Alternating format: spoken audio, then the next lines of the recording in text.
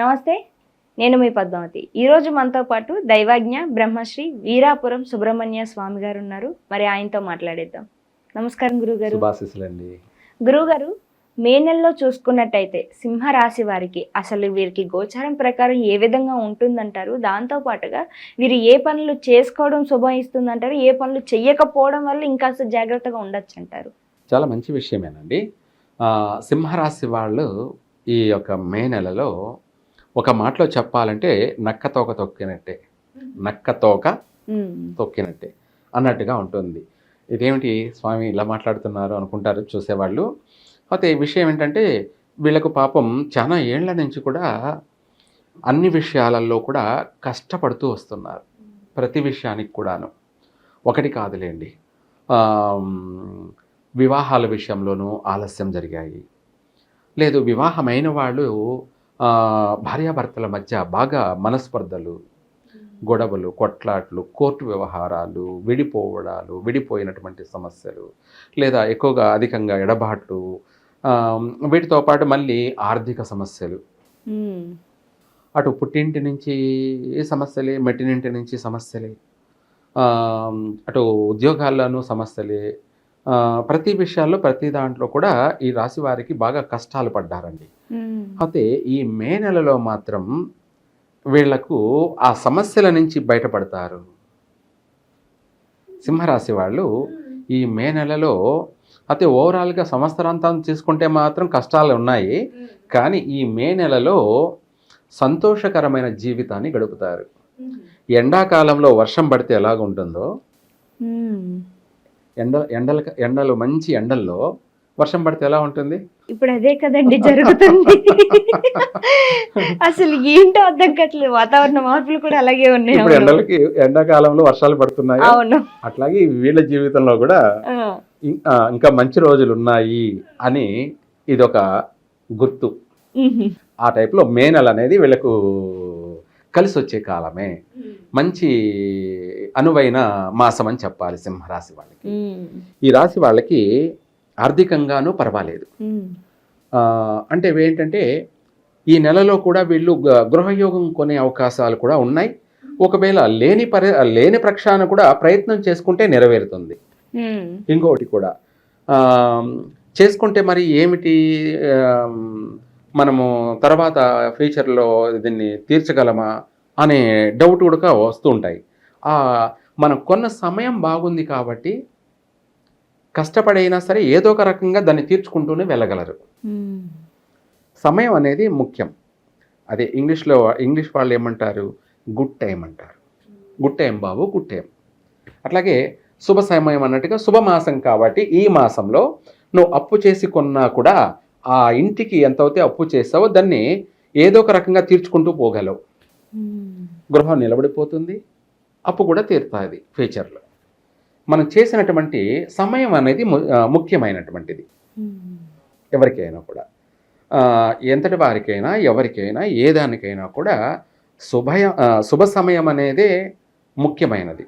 ఆ విధంగా సింహరాశి వాళ్ళకి మే నెల అనేది శుభమాసం కాబట్టి ఈ మాసం వీళ్లకు కలిసి వస్తుంది.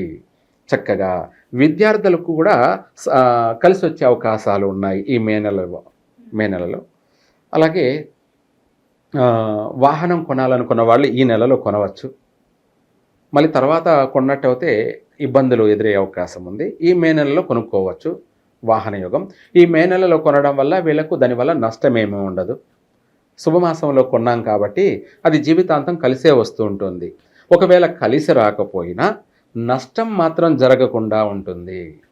మనిషికి ముఖ్యంగా ఏంటంటే తాను తలచింది ఒకటే అయితే దైవం తలంచింది ఇంకోటి అన్నట్టుగా, మనం ఒక వ్యాపారం చేద్దాము, ట్రావెల్ చేద్దాము అని చెప్పేసి మనము కొన్నామనుకోండి వాహనం, అది ఏం జరుగుతుంది అనేది మనకు తెలియదు, కానీ బాగుపడదామని మనం కొన్నాం. ట్రావెల్ బిజినెస్ చేసుకుంటున్నాం. ఆ ట్రావెల్ బిజినెస్లో మనకు కలిసి రాకపోతే తరచూ యాక్సిడెంట్లు అవుతూ మనం ఆ కార్లు డ్యామేజ్ అవుతూ వాటికి మళ్ళీ డబ్బులు ఖర్చు పెడుతూ తరచూ ఒకే నష్టాలే కదా, నష్టపోవడమే. అదే కాకుండా మనకు టైం వేస్ట్, మళ్ళీ ఈ జరిగిన సంఘటనల వల్ల మానసిక క్షోభ, బాధలు. కష్టాలు నష్టాలు అన్నీ కూడాను, ప్రమాదాలు కూడాను ఉమ్, కలిసి రాని టైం కాబట్టి అలా మనకు నష్టాలు కలిసి వచ్చే అవకాశమే ఉన్నాయన్నమాట జీవితం అంతా. ఉహు, అందువల్ల ఆ సమయం అనేది పనికిరాదు. అదే శుభ సమయంలో కొన్నామనుకోండి, మనకు కష్టకాలంలో కూడా ఇది మనల్ని పోషిస్తుంది. ఉమ్, ఎందుకంటే ఆ కొన్న సమయం బాగుంది కాబట్టి, ఆ ట్రావెల్ బిజినెస్ అయినా బాగా జరుగుతూ ఉంటుంది కాబట్టి, బాగలేని రోజుల్లో కూడా మన సంసారాన్ని పోషిస్తుంది అది. ఆ విధంగా ఏదైనా సరే మనం ఏ పని చేసినా కూడా మనకు కలిసి రావాలి అని అనుకునే వాళ్ళందరికీ కూడా ఈ మే నెల ఏ పనైనా చేసుకోవచ్చు, ప్రయత్నం చేసుకోవచ్చు.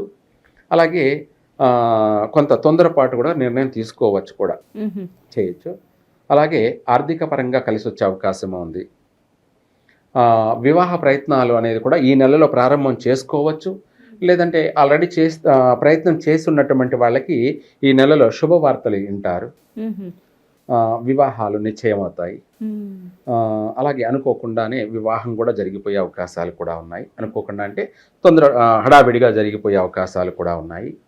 గృహయోగము, వాహనయోగము, అలాగే స్త్రీ సౌఖ్యము, ఉమ్, దీంతోపాటు సంతాన సౌఖ్యం కూడాను, అంటే సంతాన ఫలితాలు కూడా కలిగే అవకాశం ఉంది. వీటితో పాటు మనకు ఆరోగ్యపరమైనటువంటి విషయాలలో కూడా కొంత బాగుంటుంది. ఉహు, వీటితో పాటు ఎప్పటి నుంచో భూ వివాదాలు కానీ, లేదంటే భార్యాభర్తల మధ్య విడాకులు అదే సమస్యలు అనుకుంటున్నటువంటి వాళ్ళు కానీ, వాటి నుంచి అన్నిటి నుంచి కూడా ఈ నెలలో బయటపడతారు. ఉమ్, కోర్టు వ్యవహారాలు ఏమైనా ఉన్నా ఆ కోర్టు వ్యవహారాలు ఈ నెలలో వీళ్ళకు కలిసి వస్తాయి. అనుకూలమైన తీర్పు వస్తుంది. సంతోషాన్ని కలగచేసేటువంటి మాసం అని చెప్పాలి. ప్రతి విషయాల్లో, ప్రతి రంగాల్లో కూడా ఈ రాశి వాళ్ళకి ఈ మాసంలో చాలా బాగుంటుంది. ఉమ్, ఈ రాశి వాళ్ళు వీరాంజనేయ స్వామిని వీరాంజనేయ స్వామిని పూజించాలి. అంటే కుడి చేతితో గద పట్టుకొని ఉంటాడు ఆయన, వీరాంజనేయ. ఆయనను పూజించినట్టయితే వీళ్లకు శత్రు వినాశనం, కోర్టు సమస్యలన్నీ తీరిపోవడం, అలాగే ప్రతి దాంట్లో వీళ్లకు ధైర్యం పెరుగుతుంది. ఏదైనా చేద్దాము అన్నటువంటి సంకల్ప బలం ఏర్పడుతుంది. ప్రతి దాంట్లో కూడా రాణించగలరు. అలాగే ప్రతి విషయంలో కూడా వీళ్ళకు ఈ నెలలో కలిసి వస్తుంది. శత్రు వినాశనము, ఆరోగ్య సమస్యల నుంచి బయటపడతారు. ఆర్థిక సమస్యల నుంచి కూడా బయటపడతారు. ఉపశమనం కలుగుతుంది. కొత్త ప్రయత్నాలకు శ్రీకారం చుడతారు. నూతన వ్యాపారాలు కూడా ప్రారంభం చేసుకోవచ్చు ఈ మాసంలోనే. కలిసి వస్తుంది కూడాను, బాగుంటుంది, చక్కగా అభివృద్ధి చెందుతారు. గురువుగారు చాలా చక్కగా వివరించారు. అయితే పరిహారాల విషయాలకు వస్తే మరి ఎంత బాగున్నప్పటికీ కూడా కాస్త మనం పరిహారాలు చేసుకున్నట్టయితే ఇంకాస్త బాగుంటుంది కాబట్టి మరి వీరు ఏ దేవాలయాన్ని సందర్శించాలంటారు, ఎటువంటి పరిహారాలు పాటించాలంటారు? ఇందాక చెప్పాను కూడాను, వీరాంజనేయ స్వామి. ఓకే.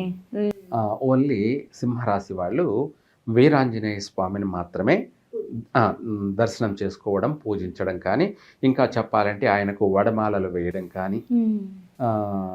ఇదే కాకుండా వీరాంజనేయ స్వామికి పెసరపప్పు, బెల్లము పెసరపప్పు నైవేద్యం పెట్టడం వీళ్ళకు శుభసూచికాలని కలగచేస్తాడు ఆయన. ఎటువంటి సమస్యల నుంచి అయినా కూడా త్వరగా బయటపడతారు. చాలా చక్కగా వివరించారు గురువుగారు. అయితే పరిహారాల విషయాలకు వస్తే కనుక ప్రతిదీ కూడా చాలా చక్కగా వివరించారు. ధన్యవాదాలు గురువుగారు. సర్వే జన సుఖినో భవంతు.